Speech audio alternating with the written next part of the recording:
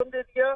जबकि इस मौके पर अदालत ने यह भी कहा कि आप जज्बात में ना आए, जो होगा कानून के मुताबिक होगा। अदालत ने कहा कि कानून के खिलाफ किसी किस्म की कोई कार्रवाई बर्दाश्त नहीं की जाएगी। कमरा अदालत में फवाद चौधरी ने अदालत से ये इस्तदा की थी कि मेरी अदालत से इस्तदा है कि मेरा मेडिकल करवाया जाए, ताकि इस हवाले से जो सूरत हाल है वो सामने आ सके। अदालत ने फौरी तौर पर फवाद चौधरी की वो इस्तदा मंजूर कर ली और तफ्तीशी अफसर को हुक्म दिया कि फवाद चौधरी का मेडिकल करवाया जाए। इस मौके पर अदालत ने मेडिकल कराने की भी हिदायत की है। इशफाक, ये जो दिफात शामिल की गई है मुकदमे में, अगर आप इनके हवाले से बता सकें, और क्या ये दहशतगर्दी में शुमार होती हैं? देखें, ये इल्जाम लगाया गया है पाकिस्तान तहरीक इंसाफ की जानिब से कि दहशतगर्दी की तरह फवाद चौधरी को गिरफ्तार किया गया है, उनके खिलाफ ऐसा मुकदमा दर्ज किया गया है जिसका हकाइक से कोई ताल्लुक नहीं है, और ये सारी सूरत हाल तरोड़ मरोड़ कर पेश की गई है। लेकिन दूसरी जानिब जो मुद्दई है इस मुकदमे के सेक्रेटरी इलेक्शन कमीशन, उनकी जानिब से ये कहा गया है कि फवाद चौधरी ने ना सिर्फ इलेक्शन कमीशन को तनकीद का निशाना बनाया, बल्कि उनके खिलाफ उनको धमकियां दी और उनके खानदान को भी धमकियां दी। जो इसमें धमकियां देने से मुतल्लिक सेक्शन लगाया गया है वो सेक्शन 506 है, जिसके तहत इस हवाले से फवाद चौधरी के खिलाफ इस मुकदमे में शामिल किया गया है, जो कि नाकाबिले जमानत है। इसी तरह से सेक्शन 124A लगाया गया है, सेक्शन 505 लगाया गया है और सेक्शन 153A लगाया गया है, जिसके तहत ये मुकदमा दर्ज किया गया है। और ये संगीन नौयत की दफात है और इस हवाले से सेक्रेटरी इलेक्शन कमीशन की मुद्दत में ये मुकदमा दर्ज किया गया था। इस वक्त की ताज़ा तरीन सूरत हाल ये है कि फवाद चौधरी को हथकड़ियों में पेश करने पर जो कमरा अदालत में वकला हैं, उन्होंने सख्त इजहार नाराजगी किया। उन्होंने कहा कि फवाद चौधरी सुप्रीम कोर्ट के वकील हैं और वकील की तहरीक इस तरह से बर्दाश्त नहीं की जाएगी। उन्होंने अदालत से इस्तदा की कि फवाद चौधरी ने कोई कत्ल नहीं किया, कोई दहशतगर्दी नहीं की, लिहाजा इनके खिलाफ इनकी जो हथकड़ियां हैं वो फौरी तौर पर खोली जाए। मुनीर हुसैन भट्टी, जो कि मेंबर पंजाब बार कौंसिल है, उन्होंने अदालत से ये कहा कि हमारी बार कौंसिल की जानिब से करारदाद मंजूर हो चुकी है, किसी वकील को हथकड़ी लगाकर अदालत में पेश नहीं किया जाएगा। ये जो हथकड़ी लगाकर फवाद चौधरी को पेश किया गया, ये इकदाम पंजाब बार कौंसिल की करारदाद के मुतरादिफ है। इस हवाले से उन्होंने इस्तदा की है कि अदालत फवाद चौधरी की हथकड़ियां खोलने के अहकाम जारी करे। तो अभी मौजूद जज, जुडिशल मजिस्ट्रेट मुदस्सर हयात तमाम जो फ्रीकैन के वकला हैं उनके पॉइंट्स नोट कर रहे हैं और उसके बाद अदालत आज की समाअत से मुतल्लिक हुक्म सुनाएगी। ठीक है अशफाक, साथ ही मौजूद रहेगा नुमाइंदा खुसूसी लियाकत अंसारी भी हमारे साथ मौजूद हैं। लियाकत, गिरफ्तारी अमल में आ गई, अब राहदारी रिमांड दिया जाएगा, कुछ देर में फैसला हो जाएगा उसका। ये बताएगा कि इंतखाबात भी चूंकि होने जा रहे हैं और गिरफ्तारी क्योंकि अहम रहनुमा है तहरीक इंसाफ के वो, तो जो इलेक्शन की जो मुहिम चलानी है उसमें खासा फ़र्क पड़ेगा। तो तहरीक इंसाफ की क़यादत अब क्या सोच रही है, कुछ वाज़ेह हुई सूरत हाल वहाँ पर?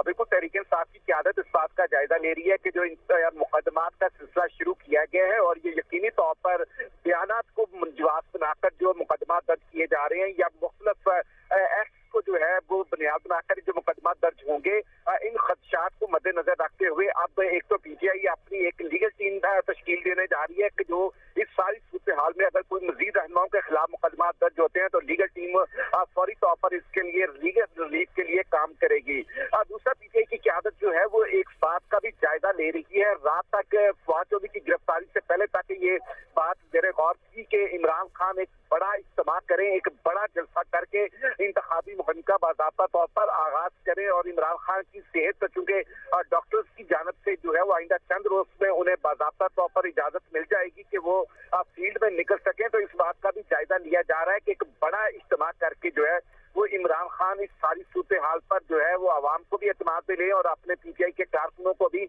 एतमाद में ले।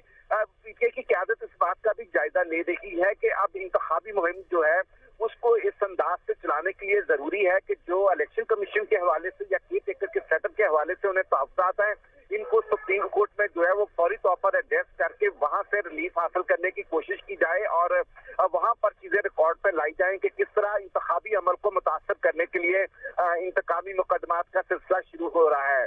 पीटीआई की क़यादत इस बात का भी जायजा ले रही है कि अब जो है वो जो एहतजाज की कॉल है फवाद चौधरी की गिरफ्तारी के लेकिन बाद। लियाकत अंसारी, जिस तरह से गिरफ्तारियां हो रही हैं, कारकुन तो खुद ही मोबिलाइज हो गए हैं, सियासी माहौल गर्म हो गया है, तो अब पीटीआई को क्या अभी भी इंतखाबी मुहिम चलाने की जरूरत है?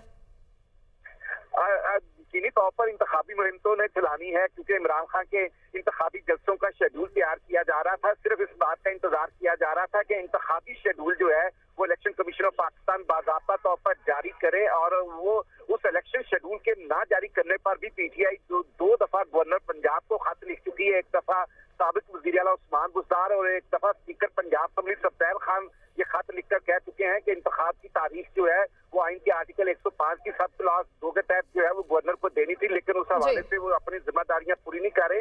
तो पीटीआई तो इलेक्शन के शेड्यूल का इंतजार कर रही है, और पीटीआई इलेक्शन के शेड्यूल का इंतजार कर रही है। लियाकत अंसारी साथ ही मौजूद रहिएगा। मोहम्मद अशफाक भी हमारे साथ मौजूद हैं। अशफाक, बताइएगा मजीद अदालती समाज में इस वक्त क्या हो रहा है?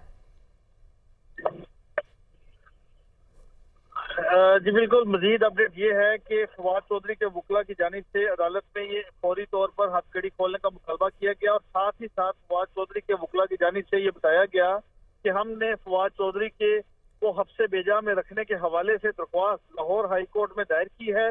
तो अदालत से इस्तदा है कि लाहौर हाई कोर्ट के फैसले का इंतजार कर लिया जाए। अदालत ने इस हवाले से कार्रवाई कुछ देर के लिए मुलतवी कर दी है। तो फवाद चौधरी के वकला ने कहा है कि हमने फवाद चौधरी को हफ्से बेजा में रखने और गैर कानूनी हिरासत में रखने के इकदाम को लाहौर हाई कोर्ट में चैलेंज किया है, और लाहौर हाई कोर्ट से ये इस्तदा की है कि फवाद चौधरी को फौरी तौर पर बाजियाब करवाया जाए। तो इस हवाले से ये दरख्वास्त लाहौर हाई कोर्ट में जेरे इल्तवा है। जब तक हाई कोर्ट का फैसला नहीं आता, जुडिशल मजिस्ट्रेट राहदारी रिमांड पर कोई कार्रवाई ना करें। इस मौके पर जुडिशल मजिस्ट्रेट ने कार्रवाई कुछ देर के लिए मुलतवी कर दी है, और उसके बाद अब फवाद चौधरी के वकला लाहौर हाई कोर्ट के हवाले से जो फैसला है वो कुछ ही देर बाद अदालत को उस फैसले से आगाह करेंगे। इस्लामाबाद पुलिस ने थाना कोसार में मुकदमा दर्ज होने के बाद लाहौर की कैंट कचहरी के जुडिशल मजिस्ट्रेट के रूबरू पेश होकर फवाद चौधरी को पेश किया और हथकड़ियां लगाई गई। अच्छा इशफाक, ये बताएगा कि समाअत कुछ देर के लिए मुलतवी हो गई है। इससे पहले हम बात ही कर रहे थे कि क्योंकि यहाँ से राहदारी रिमांड के बाद इस्लामाबाद की उन्हें अदालत में पेश किया जाएगा, लेकिन अब आपने बताया कि मामला लाहौर हाई कोर्ट में भी जा पहुंचा है। तो लाहौर हाई कोर्ट से मुमकिन तौर पर क्या फैसला आ सकता है, और उसके बाद इस मुकदमे पर कितना असरअंदाज होगा वो फैसला? देखिए, लाहौर हाई कोर्ट में फवाद चौधरी के वकला की जानिब से ये इस्तदा की गई है कि फवाद चौधरी को गैर कानूनी हिरासत में रखा गया है, फवाद चौधरी को बाजियाब करवाया जाए और नामालूम अफराद उसको उठाकर ले गए हैं। ये दरख्वास्त में मौक़िफ़ इख्तियार किया गया है। अब आमतौर पर इस हवाले से ये होता है कि जब अदालत मकामी पुलिस से इस दरख्वास्त की बाबत रिपोर्ट तलब करती है, तो फिर पुलिस अगर तो किसी शहरी जो ऐसा शहरी हो जिसके खिलाफ मुकदमा दर्ज ना किया गया हो उसको अदालत में पेश कर देती है, लेकिन अगर किसी शहरी के खिलाफ मुकदमा दर्ज किया गया हो तो फिर अदालत में मुतलका पुलिस तमाम तफसीलात फराहम कर देती है और ये बताती है कि फलां शख्स को फलां वक्त गिरफ्तार किया गया और उसको इस जुर्म में गिरफ्तार किया गया और उसके खिलाफ ये मुकदमा दर्ज था। तो अदालत फिर उस दरख्वास्त को या तो डिसमिस करती है या फिर दरख्वास्त गुजार अपनी दरख्वास्त वापस ले लेता है। यानी ये कोई इतना मजबूत केस नहीं है, सिर्फ हम इसको डिलेइंग टैक्टिक्स कह सकते हैं। जो वकला हैं उनकी जानिब से ये इस्तदा की गई है कि फवाद चौधरी को हफ्ते पेजा में रखने के हवाले से दरख्वास्त लाहौर हाई कोर्ट में आज ही दायर की थी और लाहौर हाई कोर्ट में भी मामला जा पहुंचा है। बहुत शुक्रिया मोहम्मद अशफाक और लियाकत अंसारी हमारे साथ मौजूद थे।